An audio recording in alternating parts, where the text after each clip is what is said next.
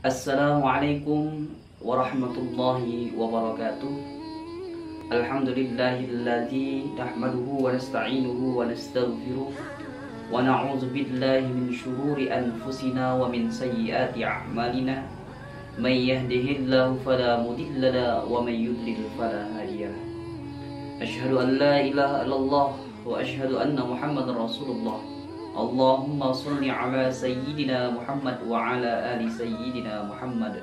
Faqala Allah ta'ala fi kitabil karim, ya ayyuhalladzina amanu taqullaha haqqa tuqatih wa la tamutunna illa wa antum muslimun. Wa qala Rasulullah sallallahu alaihi wasallam aidan, al-imanu yazidu wa yanqus fajaddidu imanakum bila ilaha illallah. Wa qala Rasulullah aidan, wal muhajir man hajara ma nahallahu anhu.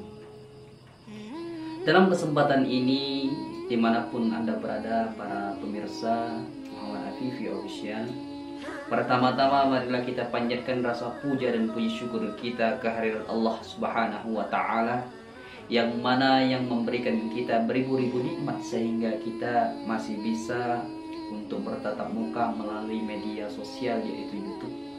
Jadi dalam kesempatan ini, sholawat bertanggaikan salam semoga senantiasa tercurahkan kepada Nabi junjungan kita, Nabi tauladan kita, Nabi besar kita, Nabi Maulana Muhammad sallallahu alaihi wasallam.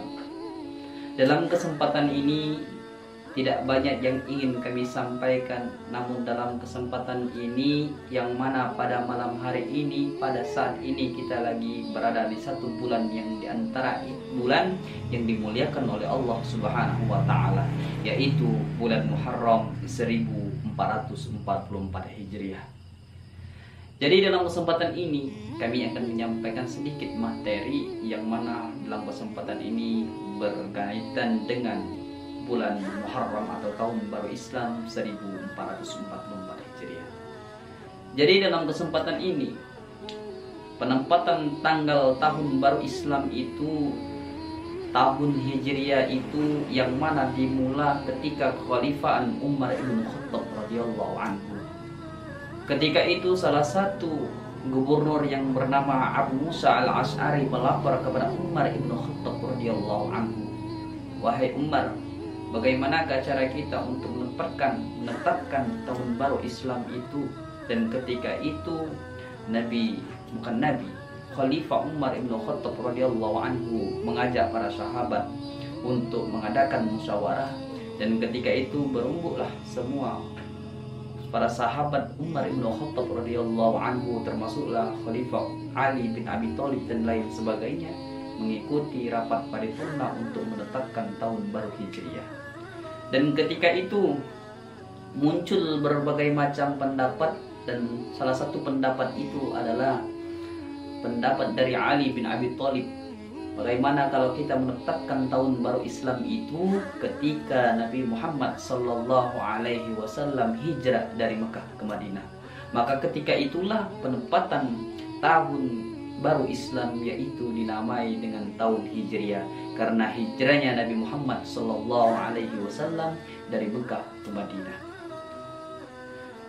Dalam kesempatan ini juga di bulan Muharram banyak terdapat kisah-kisah istimewa yang mana hampir seluruh nabi dan rasul mempunyai cerita dan peristiwa istimewa pada bulan Muharram. Kita ambil berbagai macam, sebagian saja untuk mengambil peristiwa istimewa yang terjadi kepada para nabi. Jadi yang pertama kita ambil bahwa Nabi Adam alaihissalam itu diterima taubatnya ketika bulan Muharram, tepatnya pada tanggal 10 Muharram atau tanggal Asyura, yang mana di dalam suatu riwayat dikatakan bahwa Nabi Adam alaihissalam diterima taubatnya oleh Allah Subhanahu wa Ta'ala itu jatuh pada bulan Muharram, dan mana di dalam riwayat itu bahwa Nabi Adam alaihissalam sujud selama 40 tahun memohon ampun kepada Allah Subhanahu wa Ta'ala. Apa bunyi dari ketika itu beliau sujud selama 40 tahun itu untuk memohon ampun kepada Allah dengan istighfar, memohon ampun kepada Allah.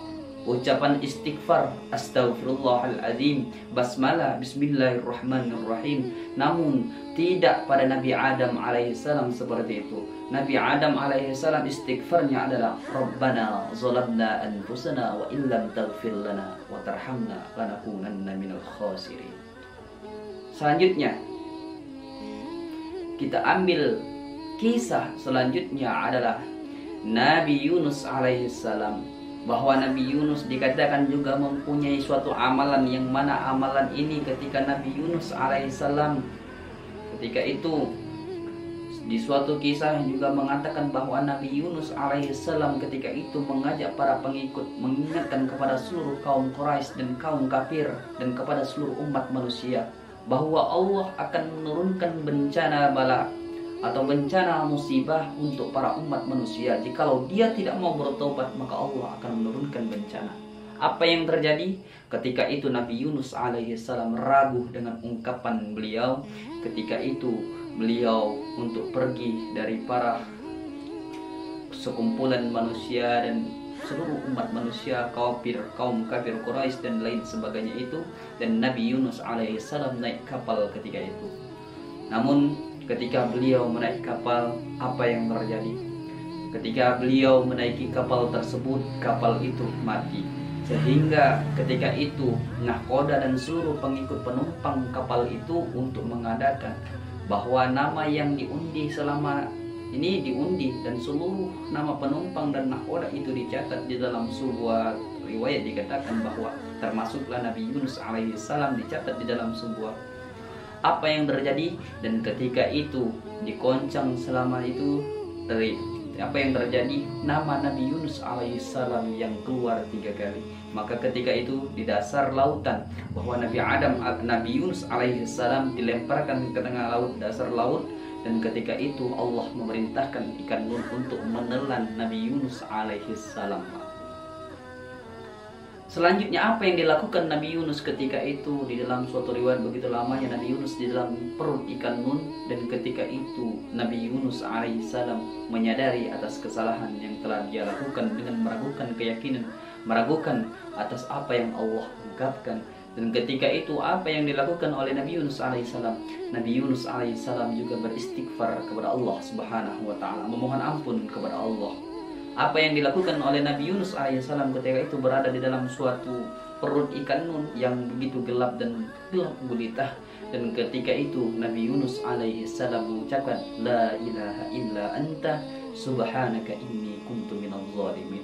Jadi dalam kesempatan ini telah jelas dari 2 kisah tersebut, suatu amalan yang disunnahkan atau yang dianjurkan pada bulan Muharram adalah memperbanyak istighfar, memohon ampun kepada Allah subhanahu wa ta'ala.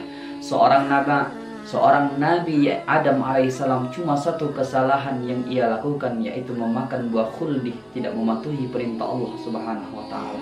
Sedangkan kita umat manusia, cucunya Nabi Adam dan keturunan Nabi Adam, kita telah banyak melakukan dosa dan sebagainya.